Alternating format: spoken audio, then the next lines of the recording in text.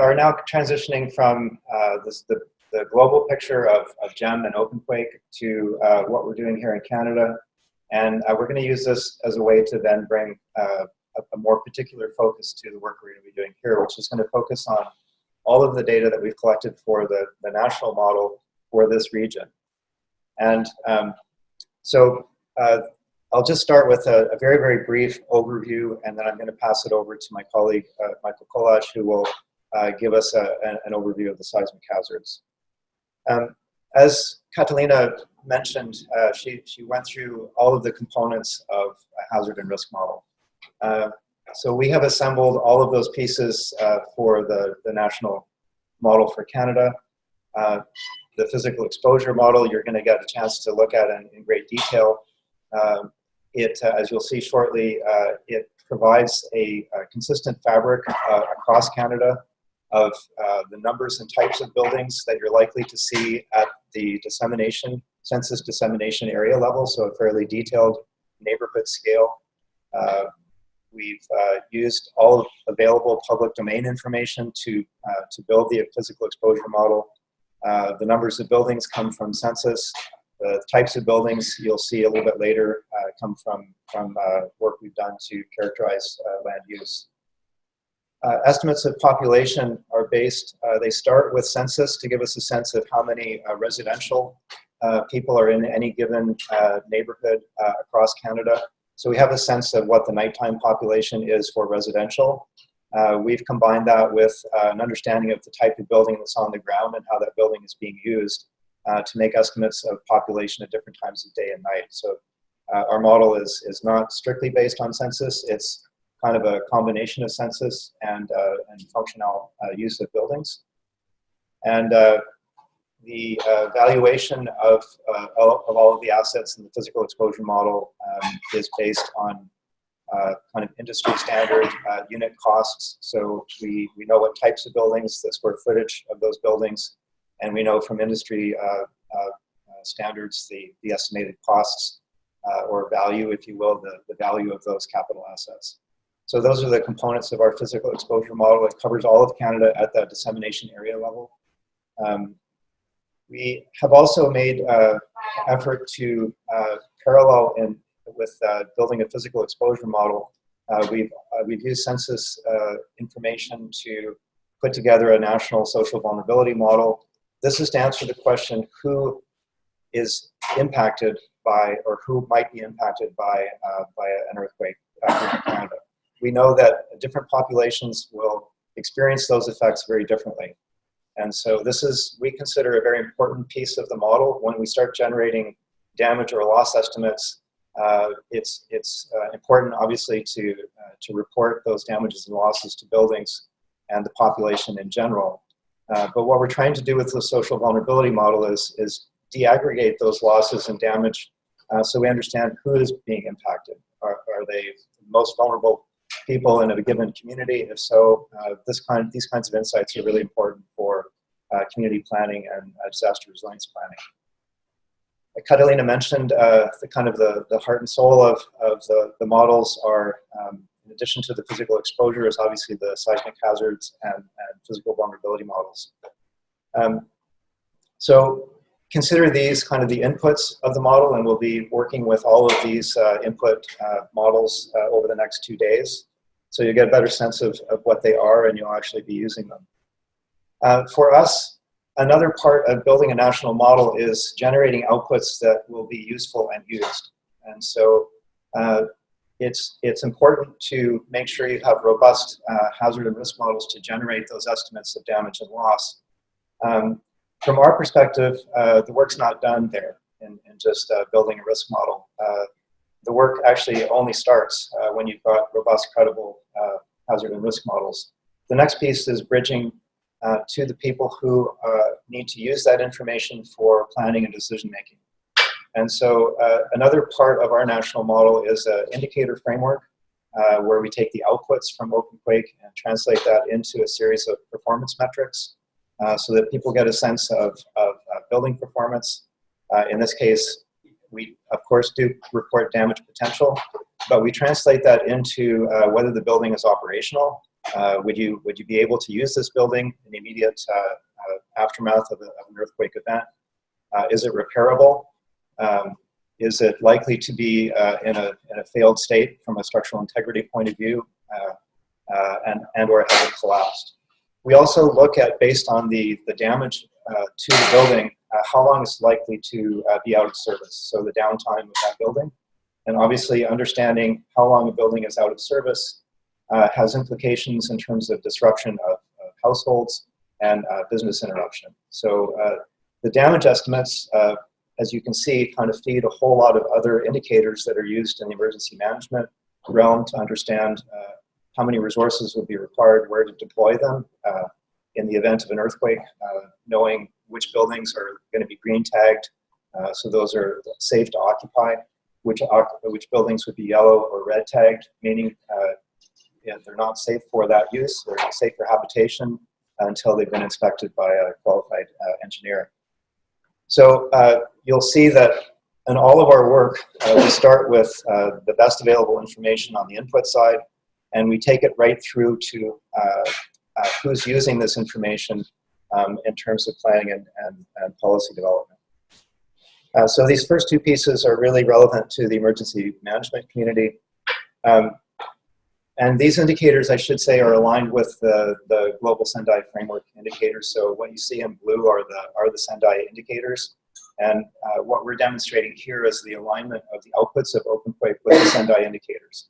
So this provides a way to report on the Sendai indicators for earthquake risk at any scale in any place in Canada. So we have, in different parts of Canada, municipal governments that have signed on to Sendai. So their councils have adopted Sendai as the policy framework for managing earthquake risk. And so these indicators are the kinds of tools that they need to understand the impacts to their community for the planning that they do. And I should say that there's a high level of understanding and awareness about the Sendai indicator framework within those practitioner communities. So it's almost an expectation when we generate these hazard and risk models here in Canada that we are reporting against those Sendai indicators for people who are on the front lines of managing earthquake risk here in Canada. So affected people, we look at, based on the damage to buildings, we look at the potential for injury, casualties at different levels. We'll provide critical information in terms of how to deploy resources in the immediate and sustained stages of response to an earthquake. But we also, as I mentioned, when we know we have a sense of downtime of buildings, we can make some estimates of who's impacted and for how long. And so this is critical information. Of course, a key piece of any risk model is the financial component. The model reports ground-up direct losses to capital assets. So we don't take it beyond ground-up losses. That's where we interface with other groups that take those ground-up losses and translate them into more refined financial risk models. So we provide the basic ground-up losses through the model. We report them in a variety of ways for different purposes. We are just moving into the realm of critical infrastructure. So there aren't fragility functions currently in OpenQuake as there is for buildings. The GEM team is moving in that direction, and we have a number of projects here in Canada, but also GEM is working on a number of projects internationally where collectively we're building this capacity. So when I speak about the national risk model, this is what I mean. It's not so much the individual component, whether it's hazard or vulnerability. When I think of a national earthquake risk model, it is this full spectrum, the full continuum from the authoritative sources of information that you need to characterize earthquake hazard and risk, right through to the indicators that people need to inform decision making. And so that's the approach that we've taken in building the national model, is bringing all of these components together and to try and develop this full continuum. there are two efforts, parallel efforts within Natural Resources Canada. The first is work that we do to build the National Seismic Hazard Model, and as Catalina mentioned, we're one of a number of countries who have implemented those hazard models in OpenQuake.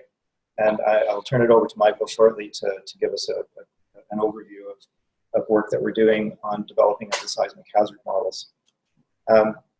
These seismic hazard models for us here in Canada support fundamental research around earthquake seismology, seismic and structural engineering practices both in the academic and private sector, but they also are the underpinnings of our national building code. So these are foundational pieces for a number of communities here in Canada, and we've got as Michael will allude to, we've got a long history of working with these groups in Canada, providing seismic hazard information, and partnerships with various research organizations, academic and otherwise in Canada, who do their own seismic hazard assessments.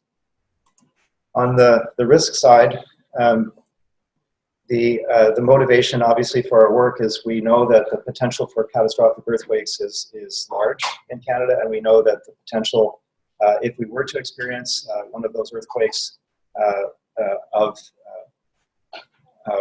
large magnitude in either Western or Central and Eastern Canada, we would likely exceed our capacity to manage those economic losses. So that's the motivation, or one of the motivations for building these national models.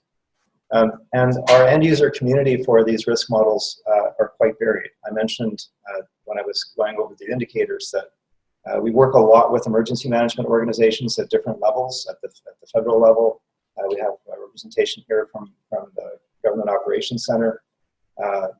We work with provincial emergency management organizations to align the indicators that we report with their planning frameworks, their emergency management frameworks. We have been working on urban risk projects.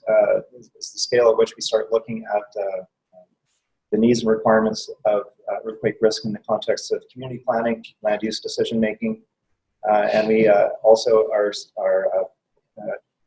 partnering with groups who are responsible for financial risk management. So that's the big picture. We're going to dig into the details. Rather than give you an overview of the national model in words, we will be doing that in practice in the workshop. And so we're at a transition point now. We've given you some global big picture views of what this is all about, what GEM is all about, what our partnership with GEM is all about.